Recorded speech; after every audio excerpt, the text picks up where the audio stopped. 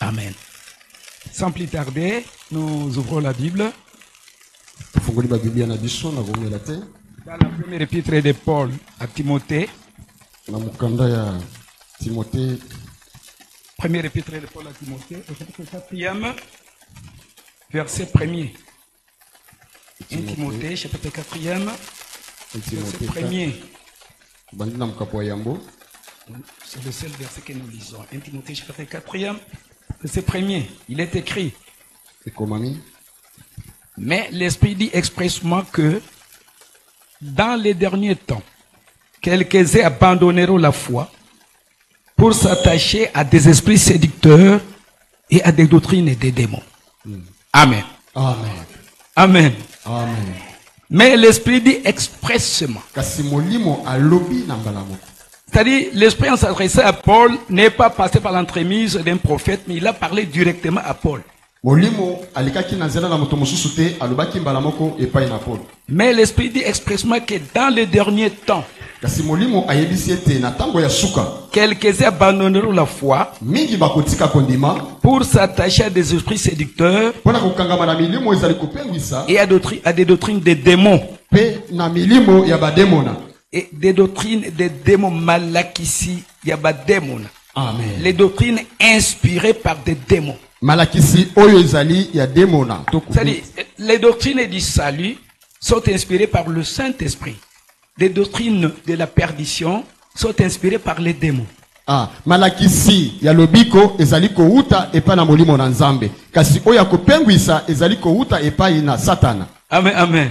Amen. Satan a deux catégories de serviteurs. Satana azana lolenge mibale ya ko pengwisa. Il y a des serviteurs invisibles, ce sont les anges déchus, c'est les démons. Ezali oyo ezali ko mona na te o bazali ko benga ba démona. Il y a les serviteurs visibles, les féticheurs, les magiciens, les marabouts.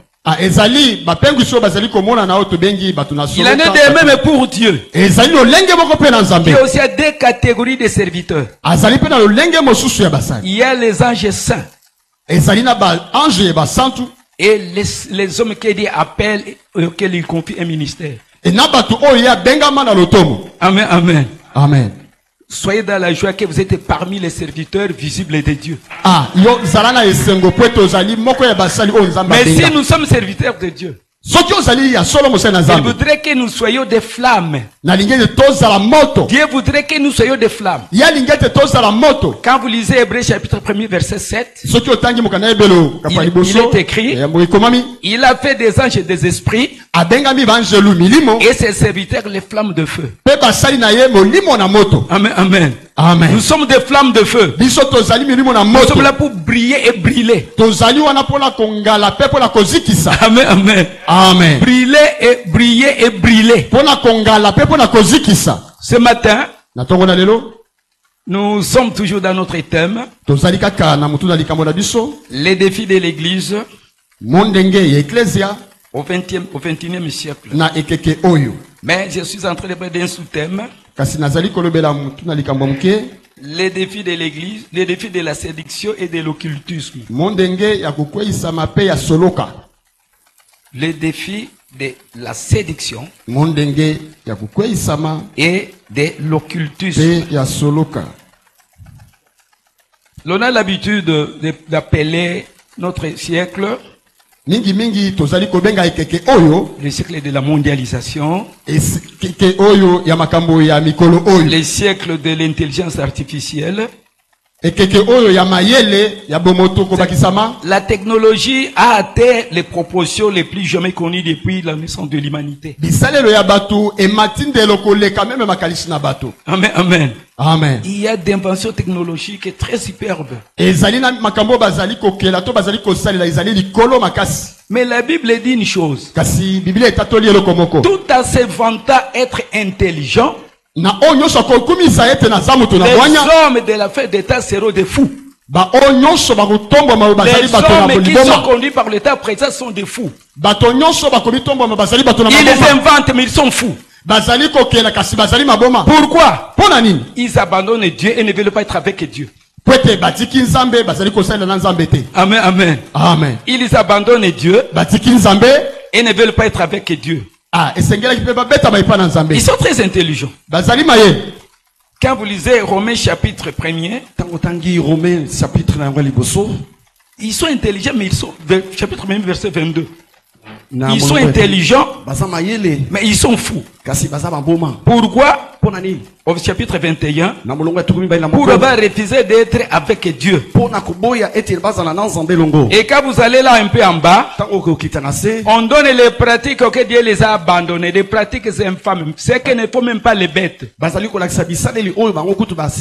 verrez jamais un coq s'accoupler avec un coq.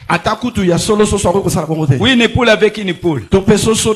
Mais avec les hommes modernes, l'homosexualité c'était mariage. Béni par l'État, béni par des églises. Il y a des églises qui ont béni les maris des homosexuels. Il n'y a pas un mois, le président ougandais est menacé par les grandes puissances occidentales pour avoir refusé l'homosexualité en Ouganda. Il est en difficulté, Museveni, pour avoir refusé l'homosexualité dans son pays.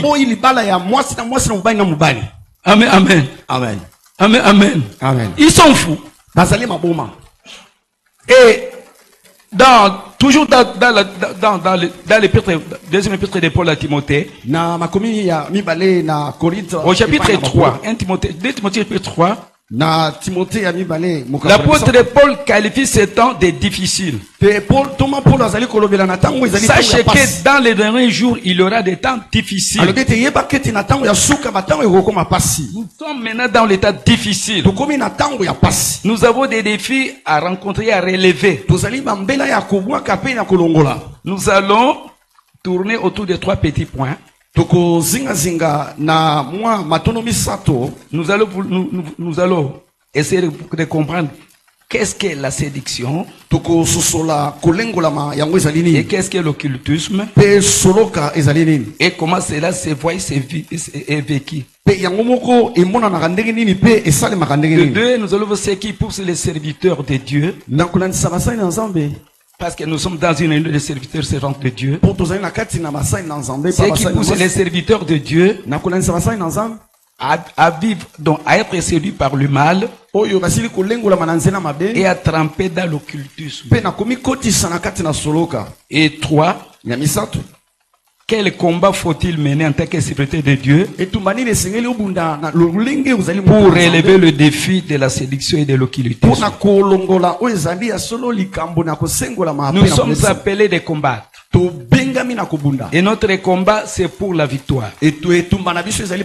Parce que celui qui nous rige n'a pas été vaincu. Amen, amen. Amen. C'est pourquoi la Bible nous appelle plus que vainqueurs. Quand je me demandais que pourrait signifier plus que vainqueur, quand je me demandais ça, je ne comprenais pas. Mais j'ai compris par un petit exemple dans ma vie. Quand j'étais élève à l'école primaire, en première, en deuxième, il y avait un collègue qui me tapait chaque jour. Il était fort plus que moi. Nous avons terminé la première année. Il me tapait toujours. La deuxième année, il me tapait toujours. Et notre école était dans un enclos. Il n'y avait qu'une seule voie d'entrée et de sortie. Chaque matin, il m'attendait là. Je devrais lui amener quelque chose. Il fallait soit que je vole quelque chose à la maison, ou venir lui donner. Mais ce qui m'a étonné, il ne disait jamais merci. Il prend, il me donnait encore un coup sur la tête. J'ai compris que c'est comme ça que Satan agit avec ses hommes. Satan était pas trop qui ne dit jamais merci. Amen, amen. Amen. Et quand nous sommes passés en troisième, j'étais devenu très maigre. Mes aînés étudiaient dans une école éloignée du milieu. Et ils me disaient toujours, si tu parviens à dire à tes frères que je te tape, je te ferai encore plus du mal. Mais Dieu merci, mon salut est venu juste après les vacances de Noël. Nous étions en troisième. Un cousin Un cousin est venu pour continuer ses études dans l'école où nous étions. Dans la même classe. Mais ces cousins-là, quand je l'ai examiné, physiquement, il était grand que moi que mon anniversaire. J'ai vu qu'il était fort. Et je lui ai posé la question. Cousin, est-ce que tu es fort? Tu peux taper celui qui m'a toujours tapé? Amen, amen. Amen, amen. Il m'a dit où est-il? Et le soir, je l'ai vu en passant. J'ai dit voilà celui qui me tapait toujours. Il m'a dit ton problème est fini. Amen, amen. Amen. Et comme nous étions samedi, la rentrée devrait être lundi. J'ai dit déjà que nous soyons lundi. Et lundi, je suis venu.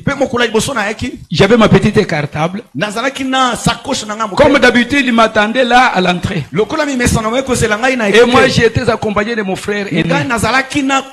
Il ne connaissait pas qu'est-ce qu'il était. J'allais, mais j'avais confiance à celui qui était derrière moi. Amen, amen. Amen. Je lui expliquais qu'est-ce que nous adoptons pas plus que vainqueur. Je suis arrivé là où il était. J'ai fait ce que je n'avais jamais fait. Je ne lui ai pas dit bonjour. Je n'ai rien donné. Et quand j'ai passé, il m'a pris par la je me suis retourné.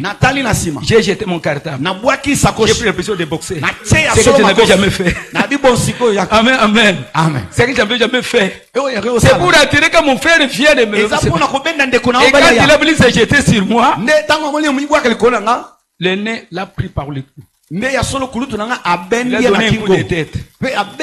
Il est tombé. Il a piétiné. Et il m'a demandé de venir le piétiner. Et lui poser la question.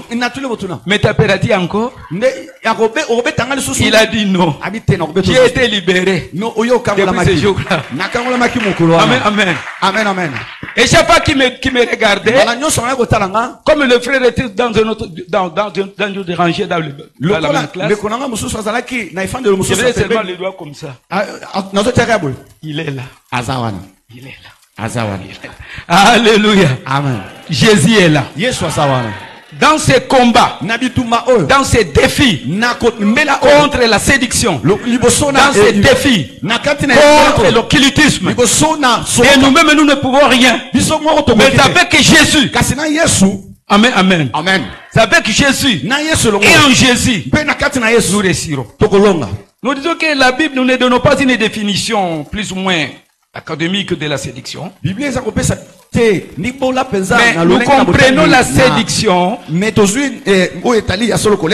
comme toute attitude, toute pensée, toute vie, toute conduite,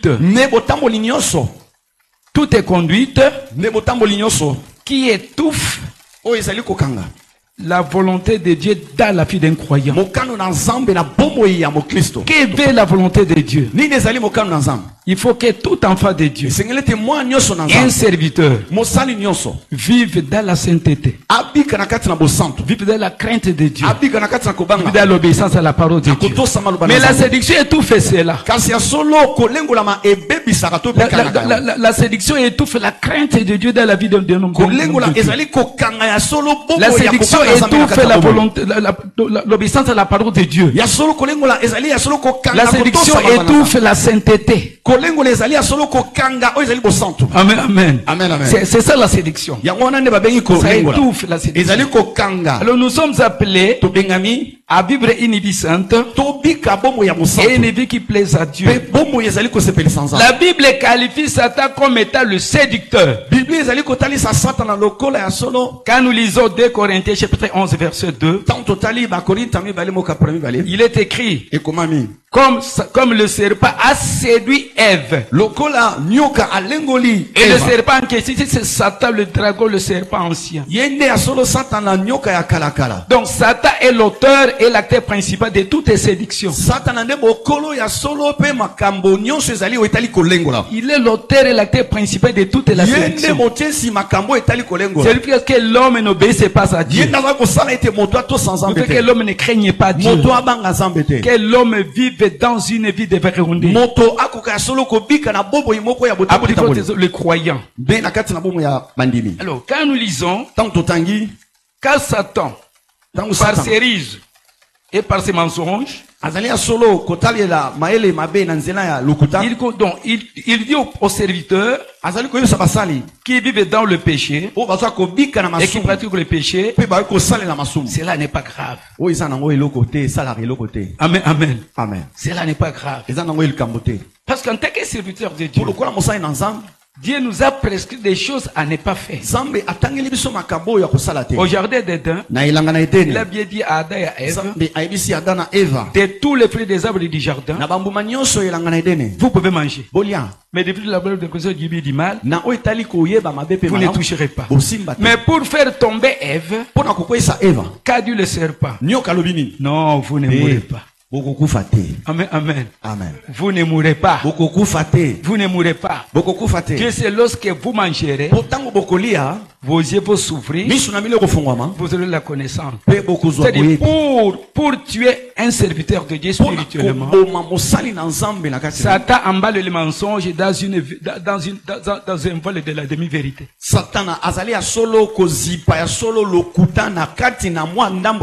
Chez nous à l'Est, et plus particulièrement au Kivu, particulièrement au Kivu, le nord et le sud, il est réputé que le poison est à la mode. Là, nous sommes malheureux. Amen, amen. Amen, amen. Nous sommes malheureux parce qu'on ne comprend pas. Moi, j'ai béni Dieu. Je ne dis pas que je ne suis pas mortel. Je ne sais pas si on m'a déjà empoisonné. Mais je n'ai jamais été victime de ça. Je n'ai jamais été victime de ça. Il y a des problèmes. Au Kivu, c'est tout à fait difficile d'ouvrir la cellule de la maison sans que vous ayez des sachets. Il faut introduire la main dans un sachet parce que sinon on met les poisons partout. Mais j'ai béni Dieu. Amen, amen. Donc, j'ai béni Dieu. C'est-à-dire, il y a d'autres pratiques là-bas. Quand quelqu'un veut tuer les gens, il est réputé être empoisonné. Il ne met pas souvent les poisons dans la nourriture, mais il met sur les plats. Et quand on est en train de vous servir, il est le premier à prendre le repas. Et pendant l'été, on dira non, il y a c'est comme ça que Satan a. Amen, amen. Amen. Ce n'est pas dans la nourriture. La mort n'était pas dans le fruit, mais c'était dans la désobéissance à la parole de Dieu. Amen, amen. Amen. Quand ils ont mangé, les yeux se sont ouverts. Quand ils ont mangé, ils ont eu conscience qu'ils étaient nus. Quand ils ont mangé, ils ont compris qu'ils n'étaient pas avec Dieu. Mais la mort était là. Amen, amen. La mort était là.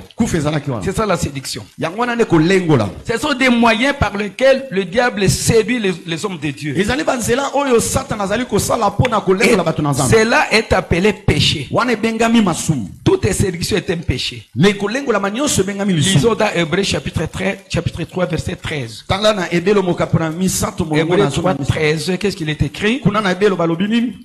Mais exhortez-vous les uns les autres chaque jour, aussi longtemps qu'on peut dire aujourd'hui.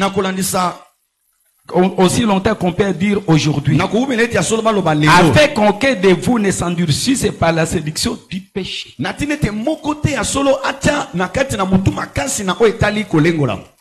péché. Qu'est-ce que l'occultisme? Amen, amen. Amen. Qu'est-ce que l'occultisme? Nous avons dit que nous ne donnons pas de définition. La Bible dit que le monde est sous la puissance ou le contrôle du malin. Quand nous lisons 1 Jean chapitre 5 verset 19. 1 Jean chapitre 5 verset 19. La Bible dit que le monde entier est sous le contrôle du malin. Nous savons que nous sommes des dieux et que le monde entier est sous la puissance du malin. En 2 Corinthiens 4:4, Satan est appelé le dieu de ce monde. Mais c'est dans ce monde où Satan est patron et chef que le Seigneur nous a envoyés. Le Seigneur lui-même a dit en Jean 17, 18. Comme le Père m'a envoyé dans le monde, moi aussi je vous envoie dans le monde. Amen, amen. Amen. Comme le Père m'a envoyé dans le monde, moi aussi je vous envoie dans le monde. Et nous envoie dans ce 21e siècle. Nous devons aller. Mais il y a le défi là-bas. Il y a le défi. Nous devons affronter. Nous devons résister. Et nous devons surmonter. Amen. Amen. Amen. Nous avons les défis. L'occultisme, l'occultisme, par définition, d'une manière étymologique, c'est un mot qui vient du latin. Et l'occultisme, du latin, c'est occultus.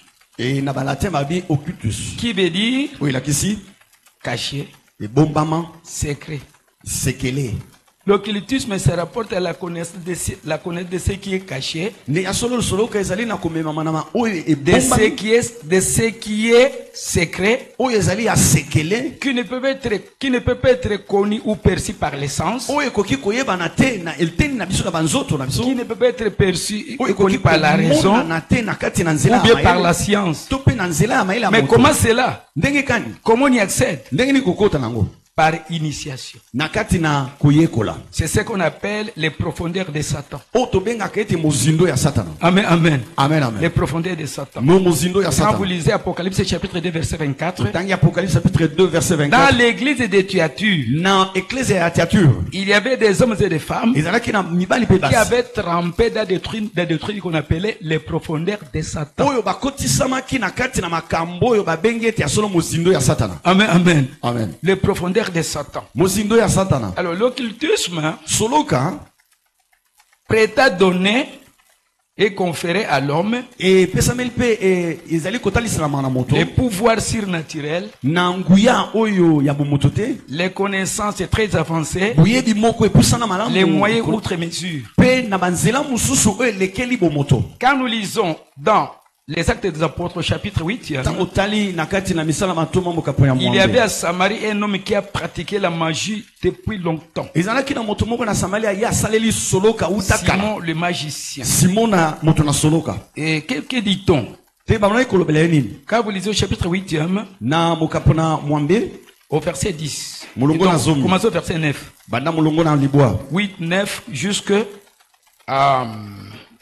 11. Il avait auparavant dans la ville un homme nommé Simon qui se donna pour un personnage important, exercer la magie et provoquer l'étonnement du peuple. Tous, depuis les plus petits jusqu'aux plus grands, l'écoutaient attentivement et disaient: celui-ci est la puissance de Dieu, celle qui s'appelle la grande. C'est-à-dire des fois que l'homme manipule la magie par la magie, et on peut l'appeler grand serviteur. Atondangouya. N'est-ce pas? Yes. Atondangouya. Asala loboko boy. Tout le monde est homme. J'ai connu un pasteur à Dodoma en Tanzanie.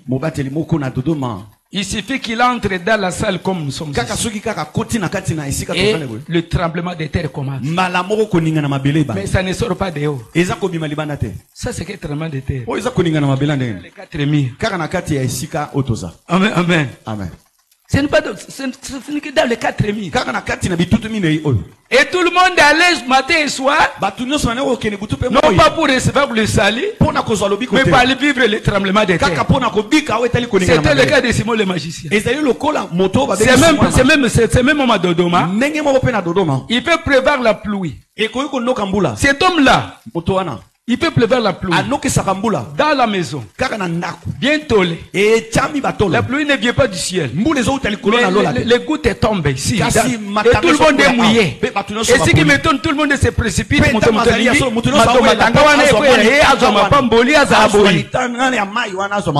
La magie. Amen, amen. Amen. Mais il y a plus fort que la magie. Jésus a détruit toutes les œuvres de Satan. Amen, amen. Amen.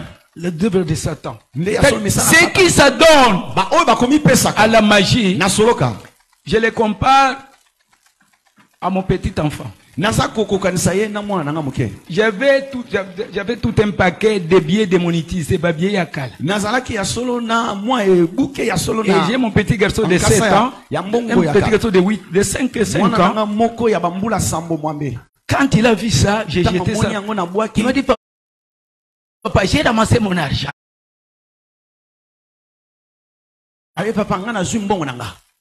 C'est beaucoup, hein? C'est démonétisé. Et si baby Sami, toutes les œuvres de Satan sont démonétisées.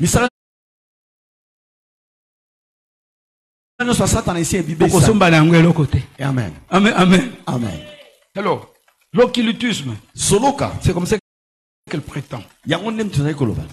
Et en faisant des recherches, Dieu se déplace. Bible nous dit, elle les a suivis en criant. Ces hommes sont les serviteurs de Dieu. Ils vous enseignent la voie de la vérité. Je pose la question. A-t-elle menti? A-t-elle menti? Paul est le serviteur de Dieu. Mais Paul a compris. Amen, amen. Amen. Ça, c'est un peu l'esprit de Dieu. Nous devons discerner. Quand on n'a pas le discernement des esprits, on peut accueillir un magicien comme un serviteur de Dieu. Amen, amen. Amen, amen. C'est pourquoi il y a 2 grandes cartouches que Satan a préparé, déjà mis en œuvre pour la destruction de l'église. Les faux enseignants, et les faux prophètes. Ce sont les 2 grandes catégories. Les faux enseignants et les faux prophètes. C'est ce que dit la Bible dans 2 Pierre chapitre 2. Verset 1 jusqu'au verset 2. Il y a eu parmi le peuple, il y a eu parmi, c'est-à-dire, il y a eu en Israël des faux prophètes. Et il y aura parmi vous des faux prophètes et des faux enseignants qui vont introduire des doctrines pernicieuses. Et beaucoup de suivront.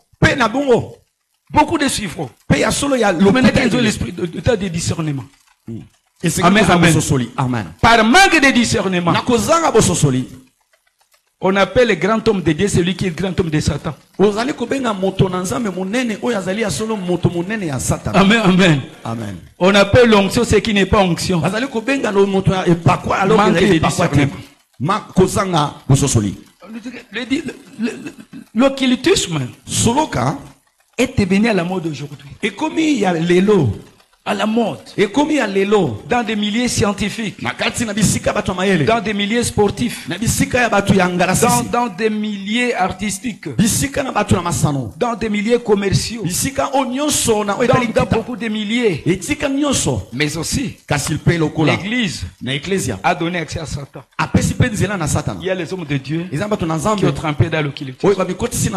Amen, amen. Amen. Quand j'essaie de faire des petites recherches, j'ai vu qu'il faut distinguer l'occultisme à 5 niveaux. 5 niveaux. 5 groupes. Il y a l'occultisme tribal, écolo ou familial. Il y a des tribus où il y a des pratiques auquel on initie, oyo bazali kolakisa consciemment ou inconsciemment, na maele to na kozanga maele pour que la personne initiée pour muto baza kolakisa ait quelque chose de surnaturel. azwa eloko moko ya kibumutu te. Je connais des tribus nayebi bikolo ici au Congo awa na Congo où on lave l'enfant avec l'os d'un chimpanzé oyo bakosokola mwana na mukua ya pour qu'il soit fort. Un petit garçon à l'âge de 3 ans, on met l'os d'un chimpanzé dans l'eau, bazui mukua ya makako batie na mai. Amen, amen. Amen. On lave cet enfant en prononçant des incantations. Et tu peux trouver ces gens là de prêter.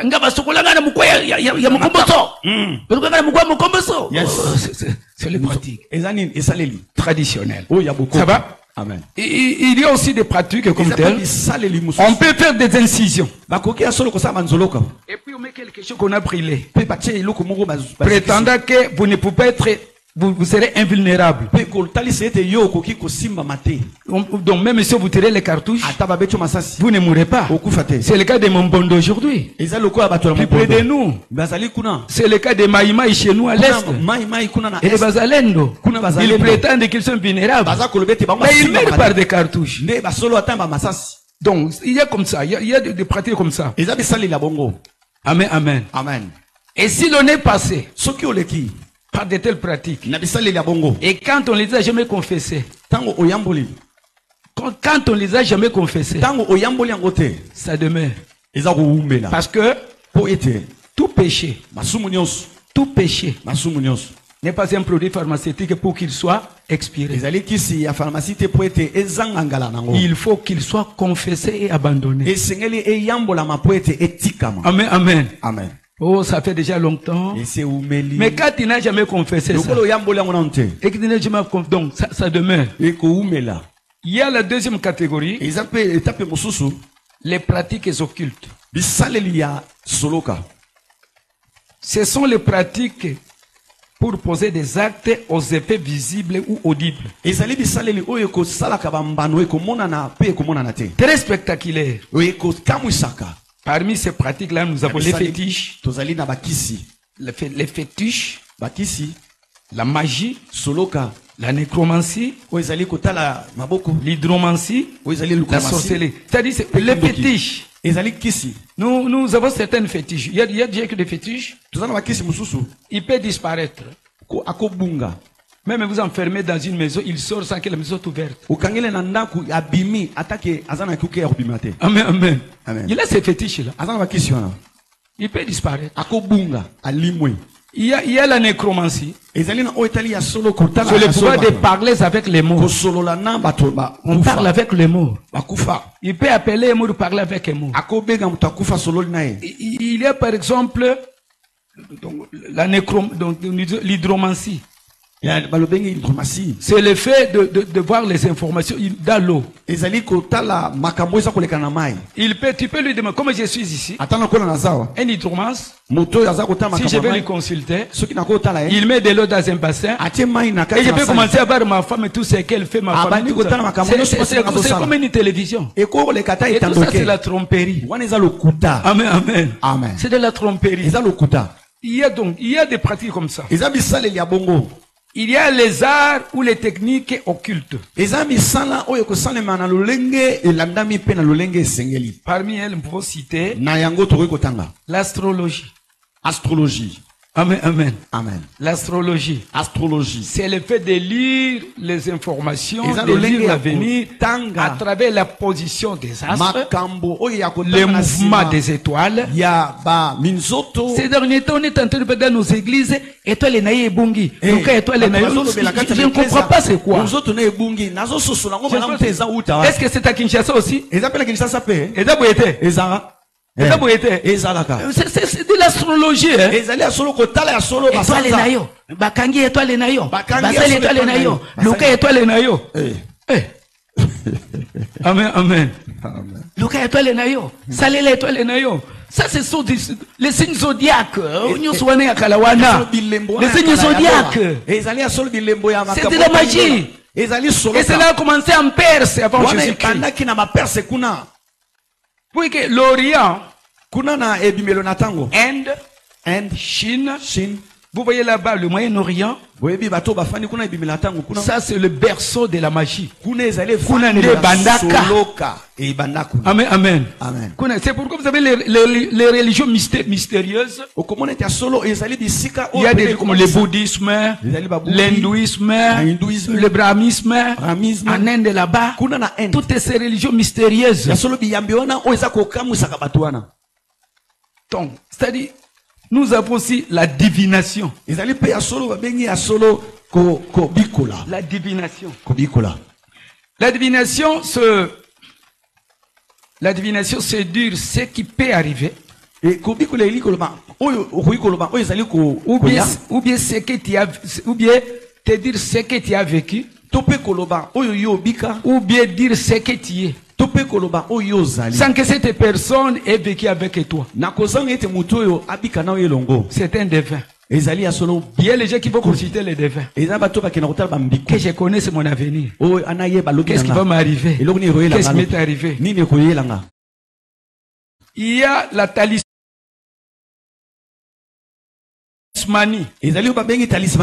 La talismanie, c'est cette pratique-là. De faire porter au jas des gris des amulettes. On va chez le marabout. À Kangelo Koana. Ils ont des talismans que tu peux porter dans ton corps pour t'aider. Il y a la médecine occulte. Amen, amen. Amen. La médecine occulte.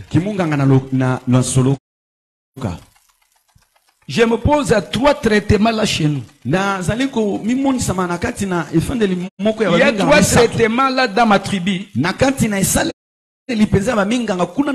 Des traitements traditionnels. Mais que j'ai qualifié comme la médecine occulte. Il y a ceux qui traitent la fracture. Amen, amen. Et les qui anesthésie. Amen. C'est dans ma tribu. Je suis Mourega du Sud Kivu. C'est ça ma tribu. On fait la jambe là-bas. On met ses bouts. Et puis on vient. Gaillard.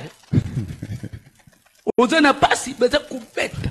Elle a fait au télémi. Moukou et Zungi Malam. En une minute. Une minute quand moko. Ah! Il est Kelinka. Amen, amen. Et ils sont là-bas, ces médecins. Et il y a aussi un souhait là-bas. Pardon. Il y a d'autres, un autre traitement. Ils appellent ça les moussos na kimunganga. Et ça n'est pas comme que bimakanaliso, mais ils ont la capacité. Ça donne quelque chose de blancheur comme ça.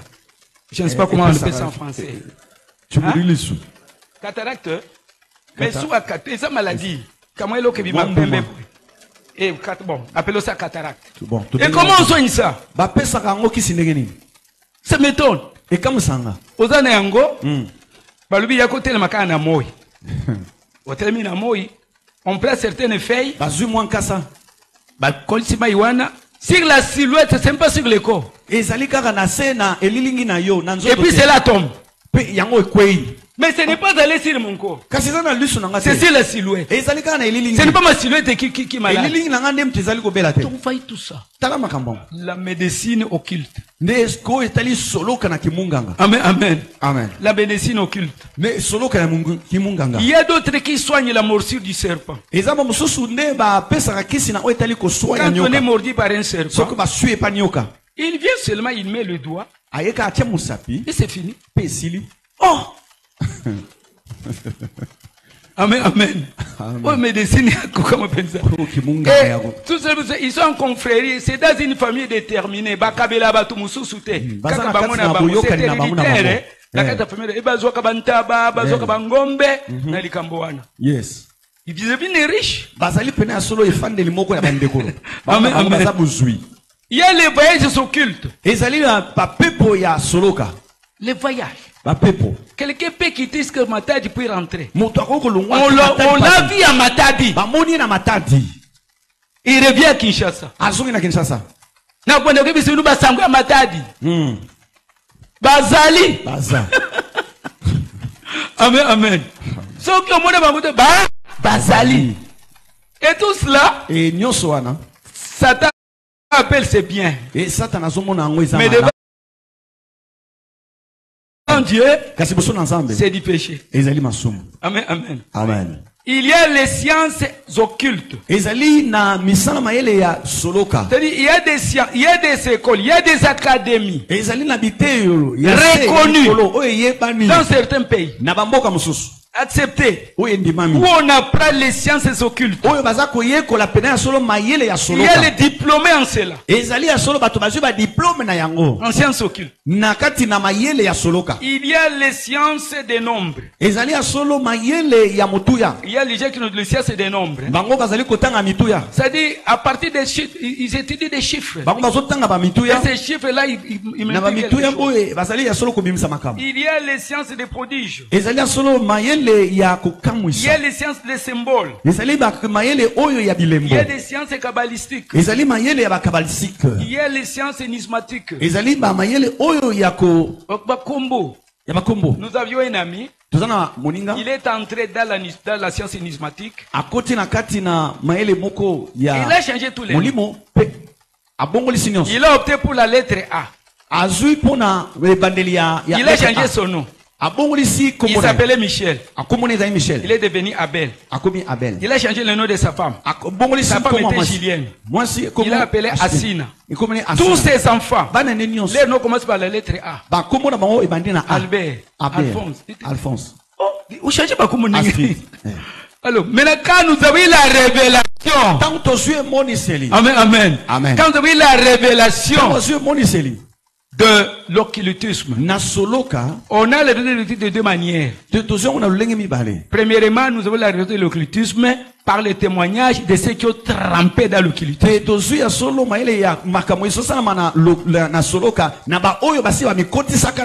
Lisez par exemple les Actes chapitre 19. Chapitre 19, Acte 19. Les gens qui pratiquaient la magie. «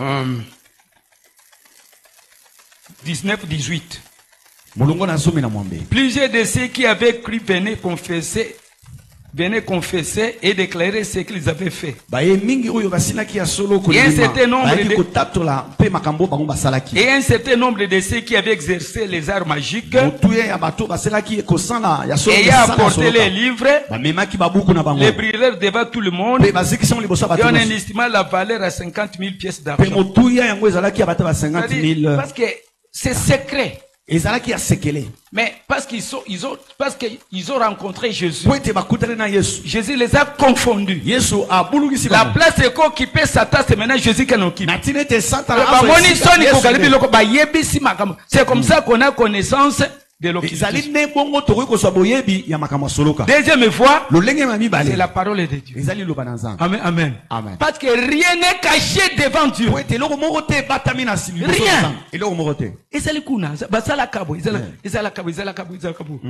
Et nous verrons un peu plus loin. Lorsque l'apôtre Paul, en Éphésiens 5:11, 5:12, il dit que les choses qu'il faut en secret, il est même honteux d'en parler. Dans les pratiques d'initiation, il y a les gens qui sont contraints à coucher avec leur maman, à coucher avec leur fille, à coucher avec les cadavres, à manger les souris pourries. C'est honteux, c'est odieux, c'est honteux. Amen, amen. C'est honteux d'en parler. Mais la Bible dévoile tout ça. Il y a les religions occultes. Ce sont des religions organisées. Mais avec comme Dieu, Satan. Nous avons le yoga. Le yoga au fond n'est pas un sport. C'est une religion. Amen, amen. Le yoga est une religion. Nous n'aurons pas le temps de détailler. Il y a l'enkanka. Il y a la maïkari. Il y a le franc-maçon. Il y a la rose croix. Il y a la rose croix d'or. Il y a la Kabbale juive. Il y a la Kabbale juive. Amen, amen. Amen. Elle c'est venu avec puissance. Ce qui est regrettable pour les enfants de Dieu. Quand vous lisez l'histoire de l'église, quand vous lisez les actes des apôtres, et je vais vous dire une chose.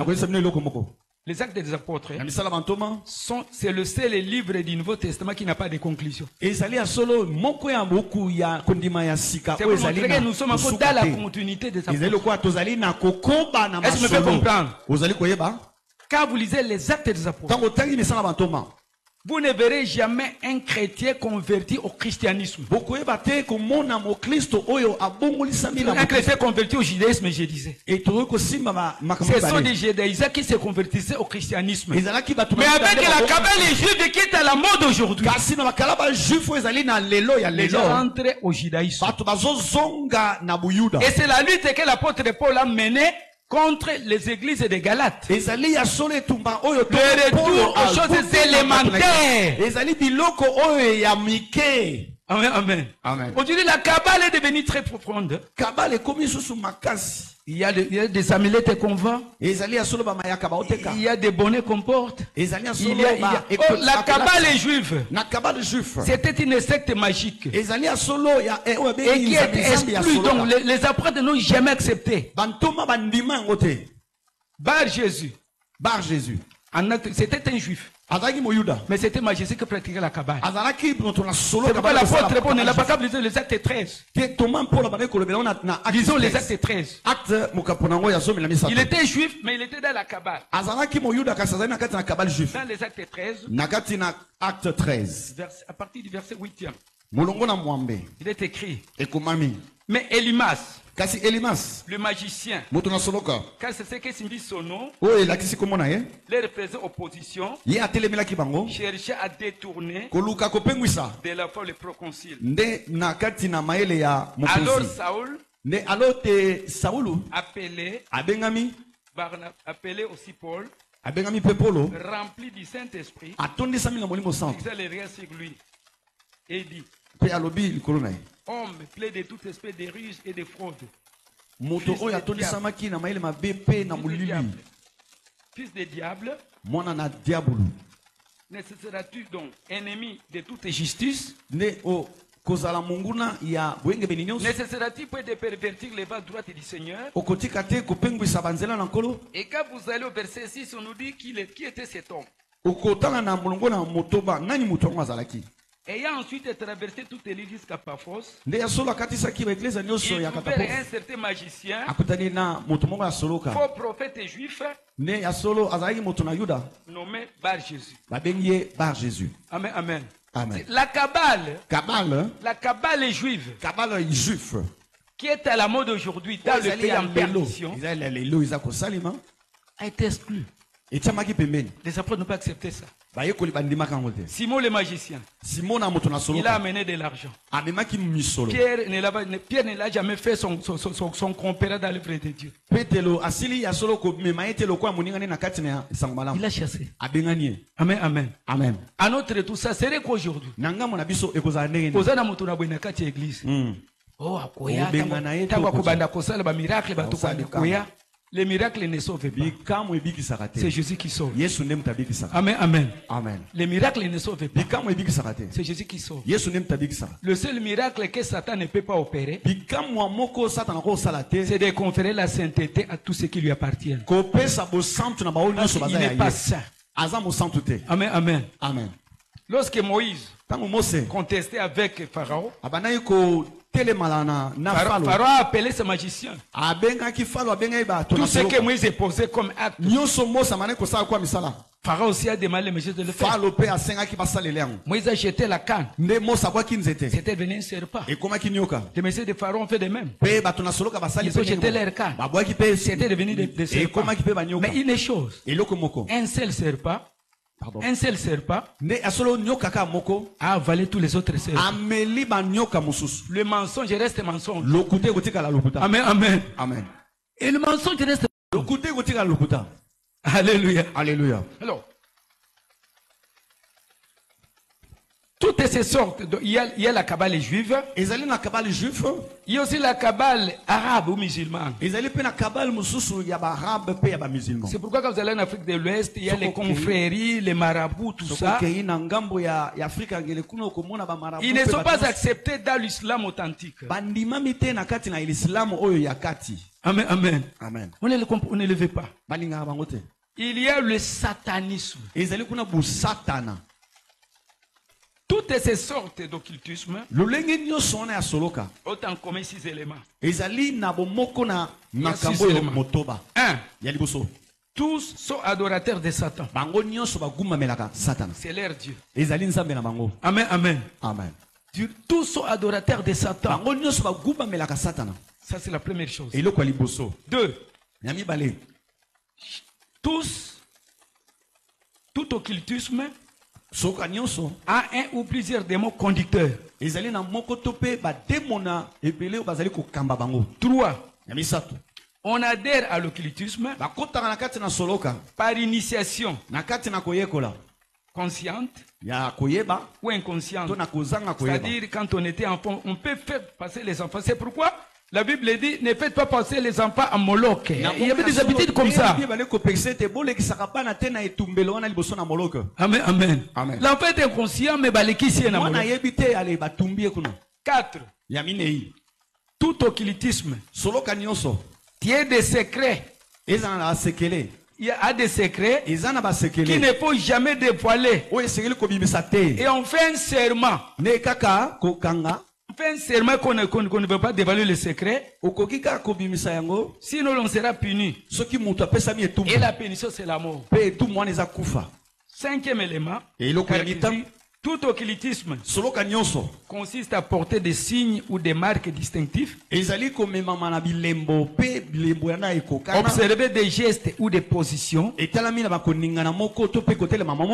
Prononcer des paroles en des moments de circonstances plus précis. J'ai rencontré un jeune homme dans une campagne d'évangélisation. Il m'a dit, pasteur, je suis aussi homme de Dieu. Je vais travailler avec toi. Je vais travailler avec toi. Et je dis, qui es-tu? Il m'expliquait. Il était ancien magicien. Il a été initié au bord du lac Tanganyika Uvira.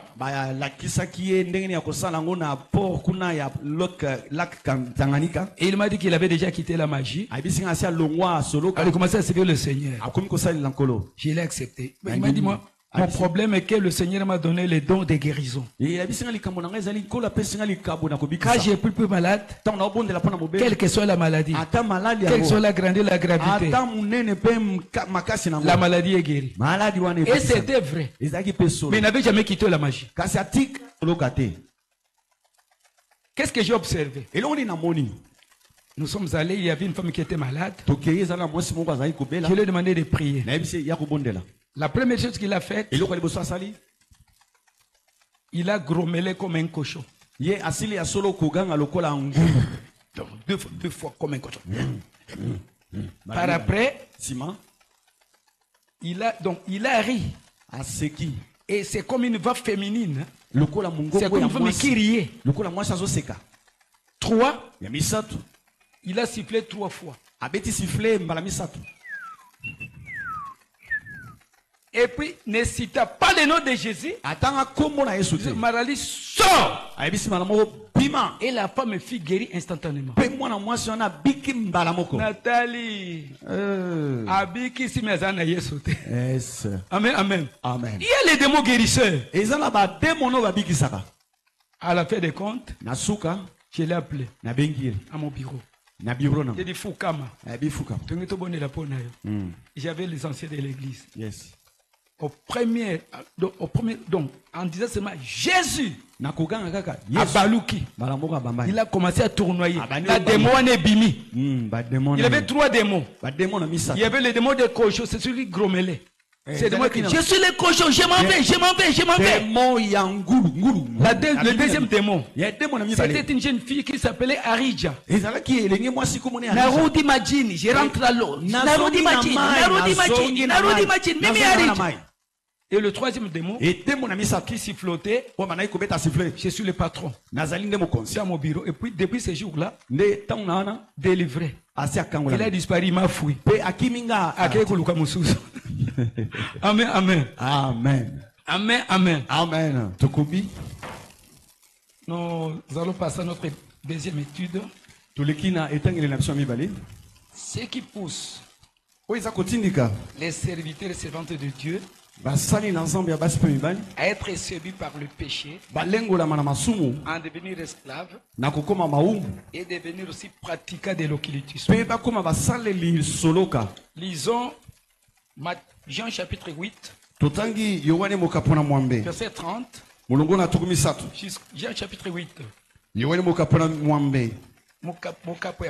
verset 30, verset 36. Jusqu'au verset 36. Il est écrit, comme Jésus parlait ainsi, plusieurs crurent en lui.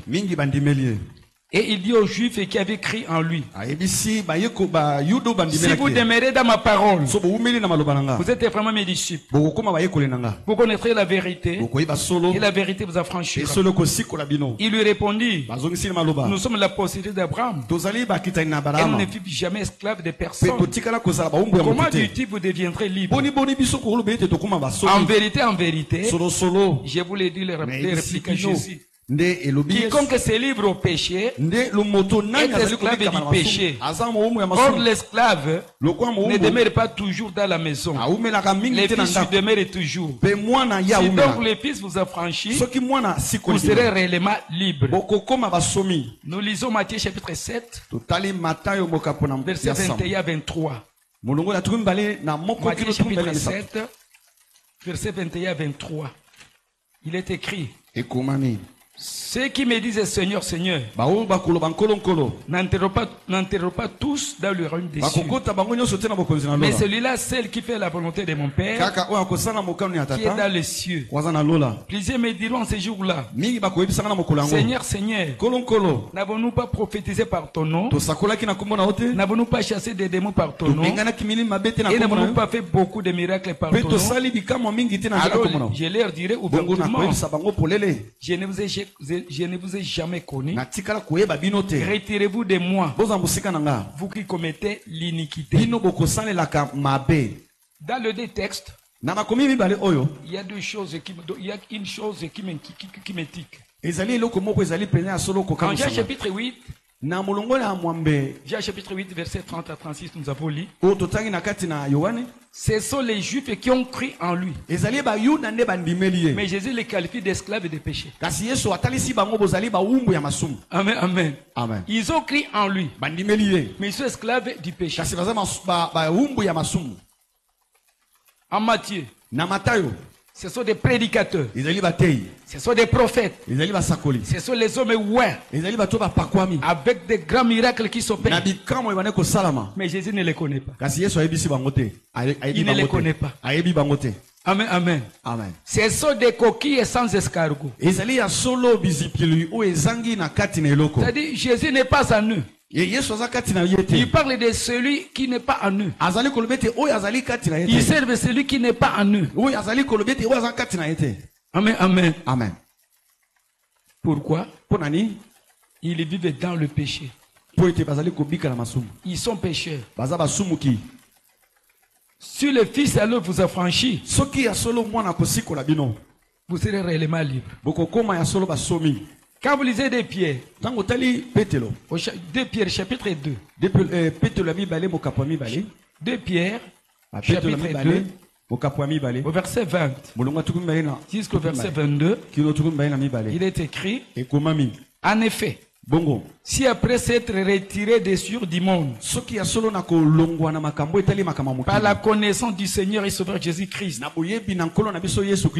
et s'y engagent de nouveau et sont vaincus, leur dernière condition est pure que la première.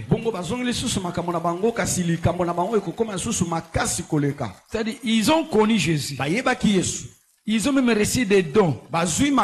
Mais ils sont rentrés derrière. À cause de l'esprit de péché. Qu'est-ce que beaucoup des hommes sont séduits par le péché? Ils en deviennent encore esclaves. Et ils sont des serviteurs. La première chose, ce sont les mauvaises pensées dans le cœur. Penser au mal, avoir la pensée du mal dans le cœur. Pour l'accomplir. Proverbe 18, 26. Na Proverbe chapitre 28, 26. 15, 26. 15, 26. Et vous lirez Marc 7, 21, 23. En Proverbe 15, 26, il est dit. Na Proverbe 15, 26. Les mauvaises pensées sont en horreur devant Dieu. Et à Marc 7, 21, 22. Na Marc chapitre 7, verset 22. Il est écrit. C'est dans le cœur des hommes. Que sortent ou bien que résident les mauvaises pensées qui poussent l'homme à faire le mal et être essuyé. Deuxième chose, l'affection à la chair. L'affection à la chair. Il y a les gens qui sont affectés aux œuvres de la chair. Tout en se réclamant serviteur de Dieu. Tout en se réclamant enfant de Dieu. Oh, en Romains chapitre 8. Verset 7 à 8. Il est écrit. Tous ceux qui s'affectionnent à la chair ne peuvent pas plaire à Dieu. Amen, amen. Amen, amen. Tous ceux qui s'affectionnent à la chair, ils peuvent parler en langue. Mais si c'est l'affection à la chair, ils ne peuvent pas plaire à Dieu. Ils peuvent opérer des miracles. Si c'est l'affection à la chair, ils ne plaisent pas à Dieu. Troisième chose, l'incapacité de dominer son corps. Surtout dans les domaines sexuels. Il y a beaucoup de serviteurs faibles. Ils sont incapables de maintenir leur corps dans la sainteté. Notre corps est saint. On ne doit pas faire l'objet pour les prostituées. Il y a beaucoup de serviteurs de Dieu qui sont déjà tombés du côté conjugal. Il se marie. Il se remarie. Il se remarie. J'ai demandé à quelqu'un de mettre, parce qu'il a déjà divorcé 5 fois. Et il a déjà fait 5 mariages. Je lui ai demandé de mettre 5 bagues. Je lui ai demandé de mettre 5 bagues. Parce que c'est la 5 fois qu'il soit béni. 5 fois. Dans la même église. À Bengani, à Bali, à Pamboli. À Bengani, à Bali, 5 fois. Le cas 5 bagues.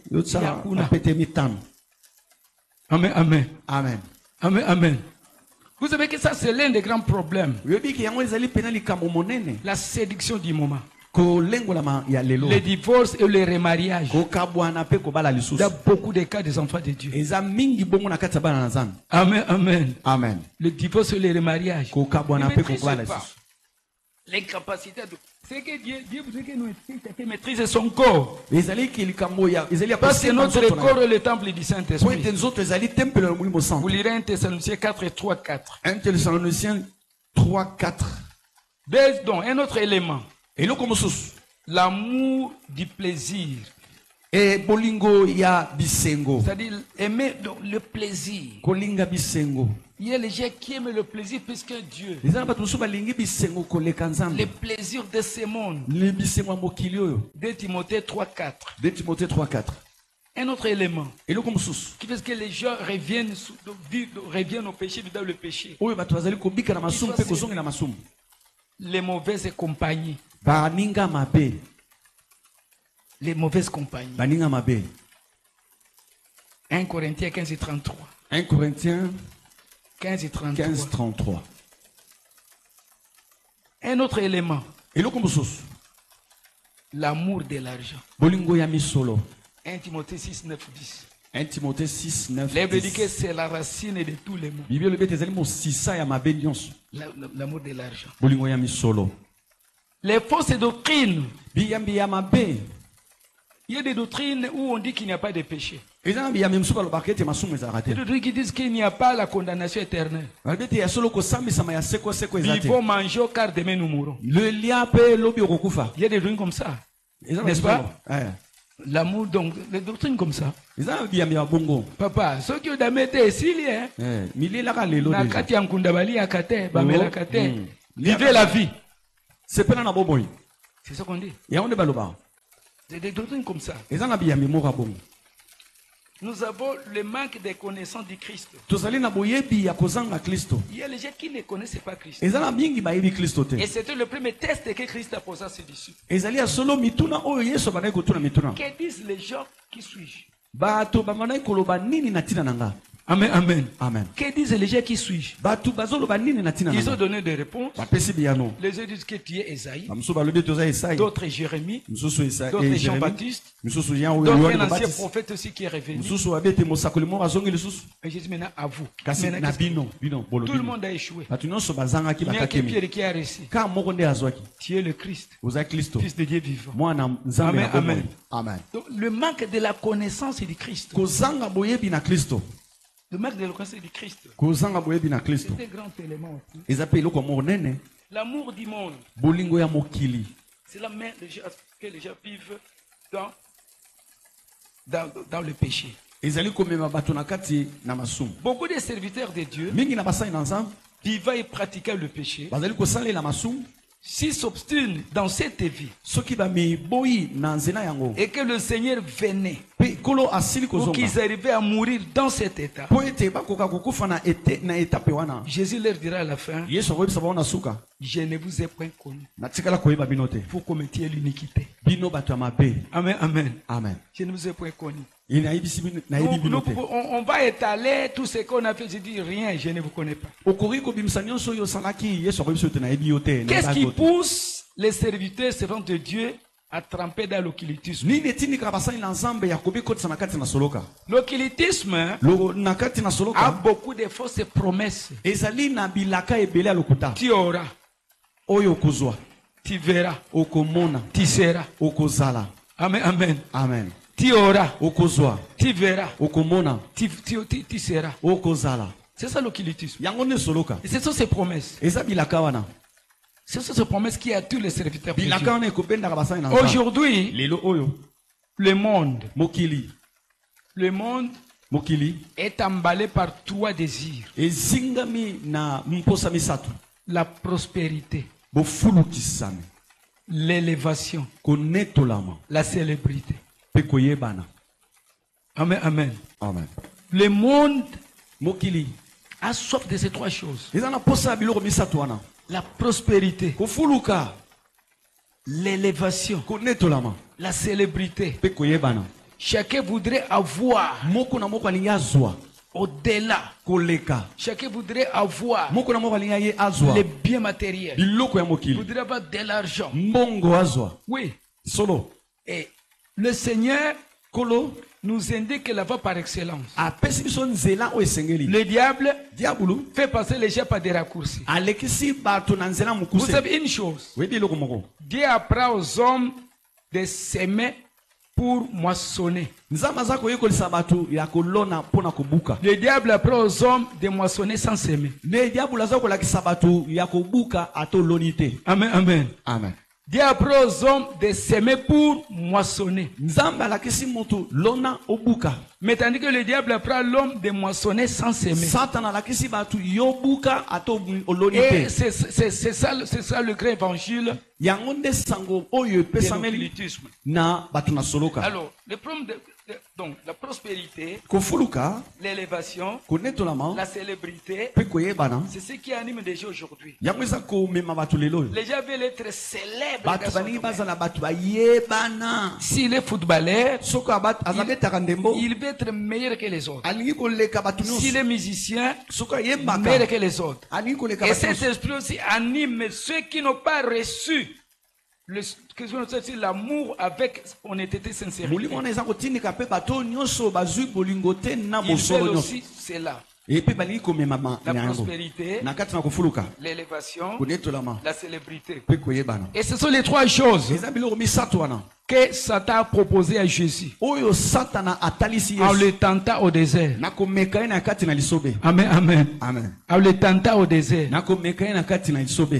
Si, donc, Il a montré au Seigneur Jésus toute la richesse du monde. Toute la richesse du monde. Si tu m'adores, tu auras tout ça. Mais c'est que je regrette. Satan n'a pas caillé impoli. Comment ola qui sa créateur biloko sala kake okopesa yango. Amen, amen. Amen. C'est lui le créateur. La Bible dit, rien qui existe n'existe sans celui qui a tout créé. L'élévation, la prospérité, c'est un élément capital aujourd'hui. Chacun veut avoir. Je vous dis mes bien-aimés, être riche, avoir de l'argent n'est pas un péché. Mais les moyens par lesquels on s'enrichit, c'est ce que Dieu condamne. Amen, amen. Amen. Les moyens par lesquels on s'enrichit, c'est ce que Dieu condamne. C'est pourquoi il y a les gens qui abandonnent la foi à cause de l'amour de l'argent. Ils font naufrage, c'est-à-dire ils sont passés par des pratiques occultes pour s'enrichir. Le diable a proposé à Jésus la célébrité. Si tu te jettes, il ne permettra pas que tu heurtes une pierre. Il enverra ses anges de te transporter. Et qu'est-ce qui aurait arrivé à la fin? Tout le monde allait applaudir. Ça, c'est la célébrité. C'est ce que le monde veut aujourd'hui. Amen, amen. Amen. La célébrité. Il y a l'élévation. Que son nom soit donc, qui soit élevé. J'ai béni l'homme de Dieu.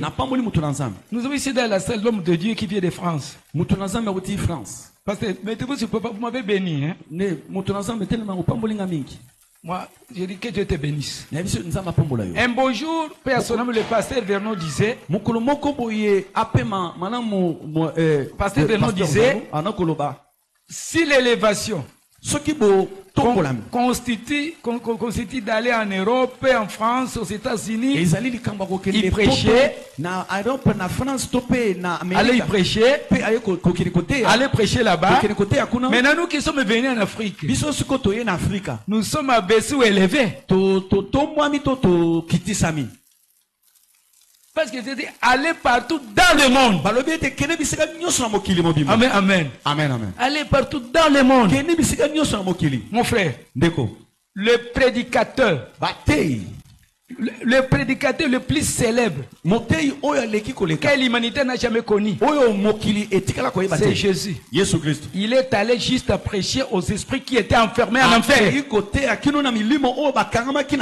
Aussi au théâtre en Alifel. Yo aussi au théâtre en Alifel. Amen, amen. Aussi au théâtre en Alifel. Yé moko.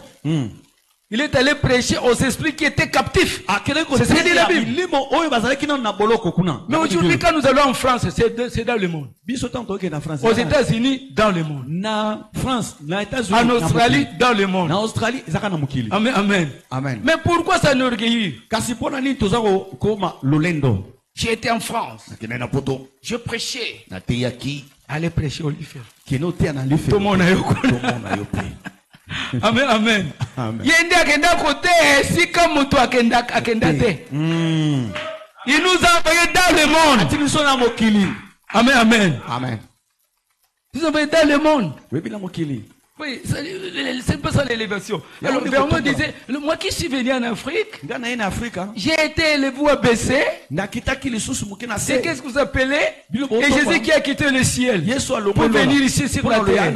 Il s'est abaissé. Amen, amen. Amen. Donc, devenir rapidement riche, sentir l'amour de l'argent, c'est ce que les hommes et les femmes trempent dans l'occultisme. Maintenant, le défi. Comment relever le défi de la séduction de l'occultisme? Nous allons parler du combat pour la foi. Combattre pour la foi. Défendre la foi. Protéger la foi. Garder la foi. C'est ça le combat pour la foi. Le combat pour la foi est tout à fait différent du combat spirituel. Parce que dans le combat spirituel, ce ne sont pas aux chairs et aux sang que nous combattons. Mais dans le combat pour la foi, ce sont les hommes que nous voyons. Ces magiciens, ces sorciers, ces féticheurs, ces occultistes, c'est tout à fait différent. Le combat pour la foi. En 2 Timothée chapitre 4, verset 7, l'apôtre Paul, il fait le bilan définitif de son ministère. Quelques jours avant qu'il soit tué. Parce que Paul n'est pas mort. Il n'est pas mort d'une mort naturelle. Il a été égorgé. Donc 4 verset 7. 2 Timothée 4 7. 2 Timothée 4 7. J'ai combattu le bon combat.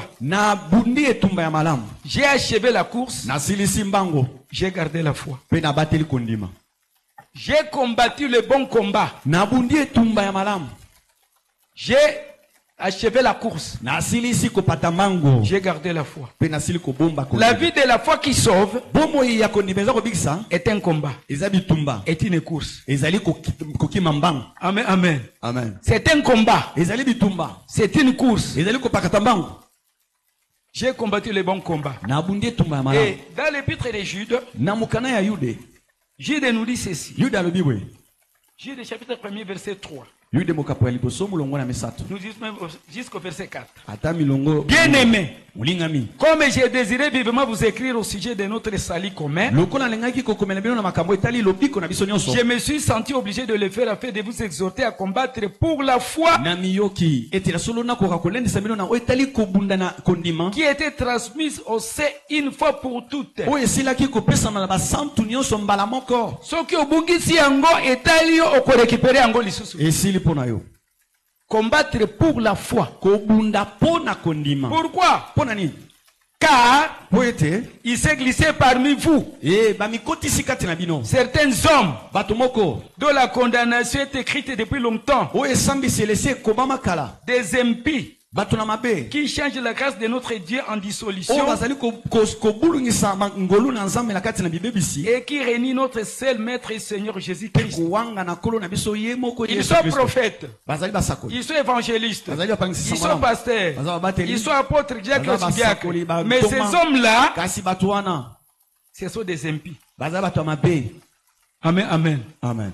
Ce sont des libertins. Tout est permis. Ce sont les hommes qui réunissent Christ. Qu'est-ce que maintenant le combat pour qu'est-ce que combattre pour la foi? C'est garder intacte sa foi, toute sa vie, dans toutes les circonstances. La foi qui sauve,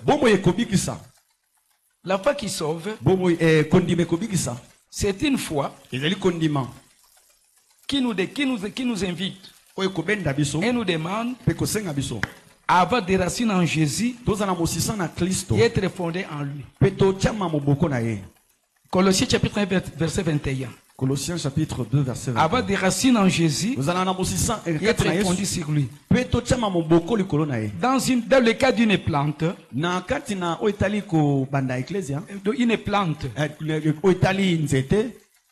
les racines, parce que jouent un double rôle. Les racines constituent la bouche de la plante. Les racines constituent les jambes de la plante. C'est par les racines que la plante, si c'est les matières nutritives qui est dans le sol, parce que les racines sont collées au sol. La sainteté, la victoire, la vie éternelle qui est en Jésus, sans qu'on soit fondé à lui, on ne l'aura jamais. Avoir des racines en Jésus. Les racines permettent à la plante de résister au vent à l'ouragan. C'est pourquoi l'apôtre nous dit en Éphésiens 4:14, nous ne serons plus des petits enfants flottés emportés par n'importe quel vent. Il y a beaucoup de vents, des doctrines étrangères qui apportent les gens. Il faut être enraciné en Jésus. La foi qui sauve. Combattre pour la foi qui sauve. C'est quoi? Il faut reconnaître quel est le contenu de la foi qui sauve. La foi qui sauve consiste en, le contenu de la foi qui sauve, c'est 4 choses. C'est lui en qui nous croyons. Amen, amen. Amen. C'est lui en qui nous croyons. Ce qu'il a fait. Ce qu'il fait. Et ce qu'il fera pour nous. C'est la première chose de la foi qui sauve. C'est lui en qui nous croyons. Qui est-ce que nous croyons? Qu'est-ce qu'il a fait? Qu'est-ce qu'il est? Qu'est-ce qu'il fera? Amen, amen. Amen, amen. C'est lui en qui nous croyons. Il est notre Seigneur Sauveur et notre grand Dieu. 1 Timothée 4:10. Tite 2:13. Qu'est-ce qu'il a fait? Il nous a sauvés de tous nos péchés en mourant pour nous sur la croix. Qu'est-ce qu'il fait pour nous maintenant? Il intercède pour nous auprès de son Père, à la droite de son Père. Amen, amen. Amen. Dans le sémitisme, dans les habitudes sémitiques, dans la culture sémitique, la droite signifie la confiance. La droite signifie la toute-puissance. Il est assis à la droite. Il a la confiance totale de Dieu.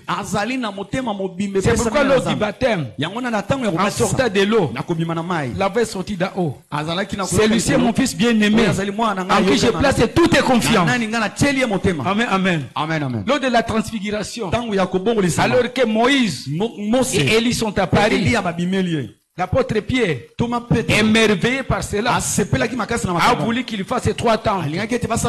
Une pour le Seigneur, une pour Moïse, une pour Élie. Et lui nous dit, un nuage est descendu, les a couverts, et une va sortir. Celui-ci est mon fils bien-aimé, en qui je fais toute la confiance. Écoutez-lui. Amen, amen. Amen. Il est notre sauveur et notre Seigneur. Il n'y a pas de sauveur. Il n'y a pas de Seigneur. Il intercède pour nous. À la droite de Dieu le Père. Quand vous lisez la Bible, c'est-à-dire la théologie de la droite commence les jours où Jacob bénissait les enfants de Joseph. Joseph a eu 2 enfants en Égypte. L'aîné Manassé, le cadet Ephraïm. Et il a amené ses enfants pour que le père les bénisse. Il a disposé les enfants de la terre de telle manière que la main droite de Jacob repose sur Manassé, la main gauche repose sur Ephraïm. Mais qu'est-ce que Jacob a fait? Il a entrecroisé les bras. Amen, amen. Amen. Il a entrecroisé les bras.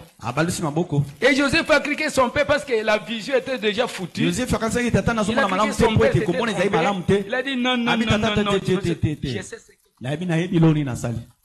Alléluia. Amen. La main droite sur Ephraïm, la main gauche sur...